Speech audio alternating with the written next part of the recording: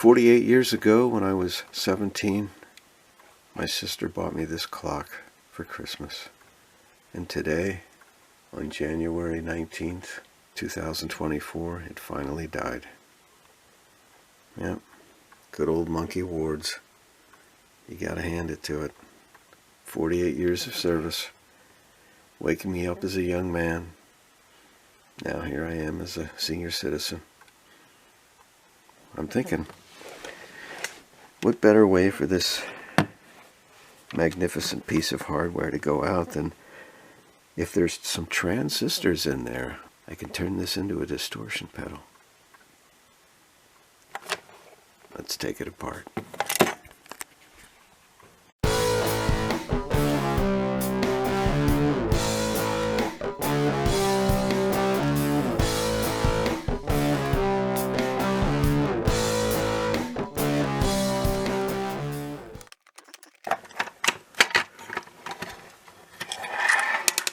There she is.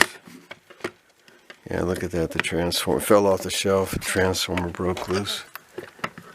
I don't see any transistors either. Wait a minute. There's one. There's one. The clock is completely disassembled. And look at this. This is actually the speaker for the alarm. It went in this little channel here. And there was a hole in the bottom. It's kind of funny. This is like an earplug for an old transistor radio from like the 1950s or 60s. They're using it as a speaker. We've got a transistor, some capacitor resistors, and a couple of diodes. Actually 3 diodes. That's enough to make a one-stage transistor amplifier. And by putting 2 diodes on the end of it, we can make it a fuzz pedal. Let's get that guy out of there.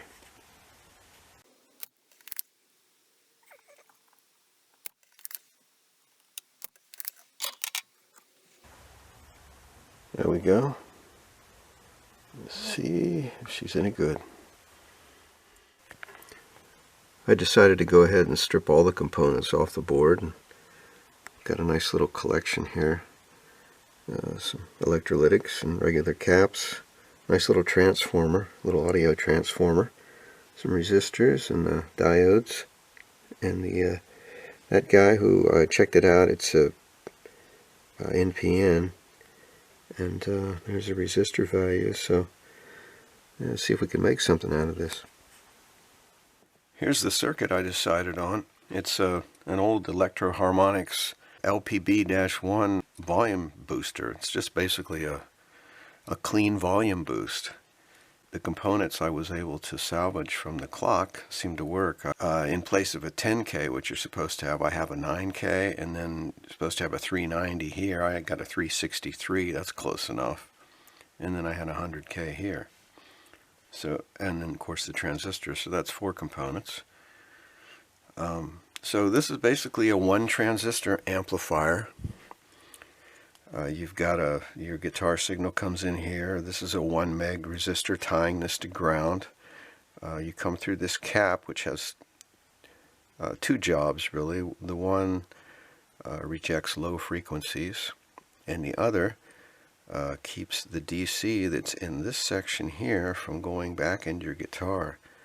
Likewise with this cap, it keeps the DC in this section and lets the AC signal through. This is a volume control that goes out to the amplifier. So that's the clean boost. So in addition to that, what I did is I took a little switch, which is this switch right here. It was the switch I turned the alarm on every night for many years. So took that, and we have 2 of the diodes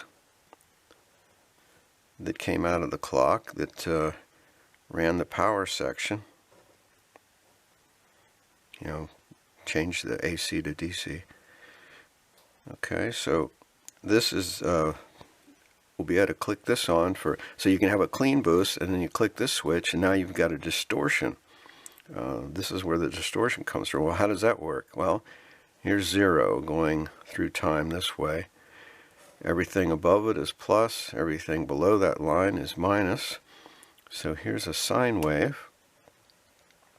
And we use a sine, even though a sine wave doesn't look like a guitar signal, it's the best thing to use to illustrate. So what happens is if this switch is engaged, AC signal comes through. It goes through the diode and the voltage starts rising, and at some point the diode's going to conduct and cut this top off. Likewise, when there's a negative part of the signal, the voltage will rise, go negative enough, the diode will conduct and cut the part of this signal off. That's distortion. Okay, so that's how that works. That's where the distortion comes from. And there's one other thing I did. I borrowed kind of an idea from a fuzz face pedal. I've got a little electrolytic cap here, which goes to a resistor that the center leg is tied to ground. So this is 25 UF electrolytic, and this is like a gain control. As you raise and lower this, you'll get more distortion or less distortion. And that's basically it. Yeah, here's the breadboard. We've got our transistor right here. And some of the resistors I was able to get. The ones that are low to the board are the ones I was able to pull out because they have the shortest leads. Here's the diodes right here, the 2 power diodes. I had 3, but I dropped one on the floor and I could never find it again. So we'll have 2 controls. We'll have a volume control and a gain control. Here's the amp I'm using, my good old 61 Princeton.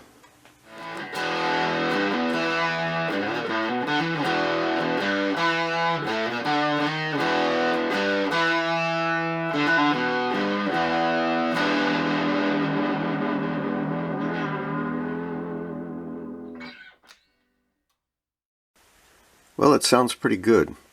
So now we've got to get this onto this. Here's a drawing I made. I like to make these because you don't have to think about it so much. You can just go ahead and put it together. The copper strips you see on this side are actually on the other side. So I'm seeing the board like this. Of course, the strips are over here, but when you're drawing it, you've got to know where they are. So.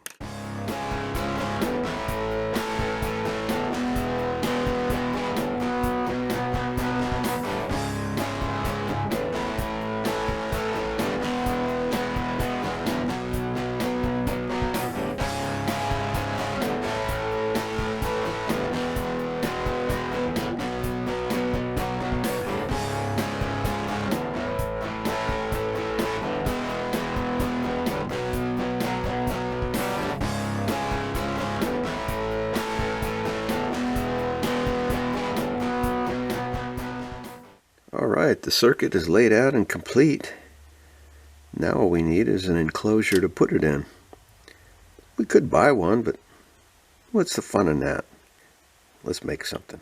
I got this piece of junk electrical panel from work a few years ago. It's been kicking around. This ought to work pretty good. Heavy duty metal. And here's a lid, so I can use this for the top. Of course, I'll have to cut that socket off, but yeah, I think if I make it this long, where these lines are, make it about that long, and then maybe cut this here across, and then cut the edges off back a little bit on each side, enough to fold it down over. I think that'll work pretty good.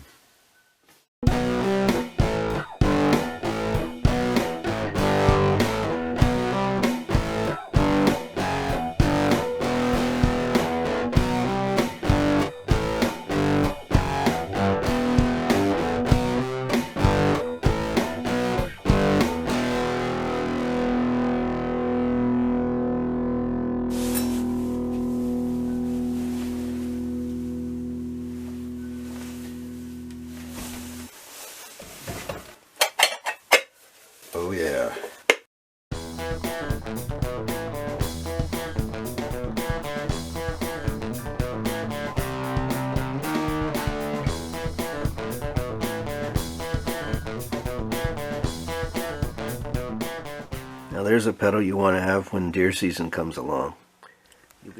Now we've got to get all of that stuff in there. Well, first we have to take the label off the clock and put it inside the distortion pedal. This will facilitate the clock's soul in its journey to its new abode.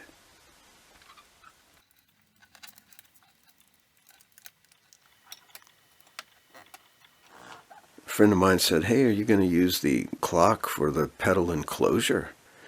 We should probably do a test." I'm running across the stage, leaping through the air to come down on the button for my great guitar solo. Here I come. I better think of something else. Now here's the switch for the cleaner distortion mode. As you can see, I'm going to have to trim that off a little bit, probably about halfway, or else it's going to probably break at some point. I went ahead and put the hardware on. Well, that's some high dollar artwork there, I'll tell you. Yeah, boy, that's yeah, you don't see stuff like that every day.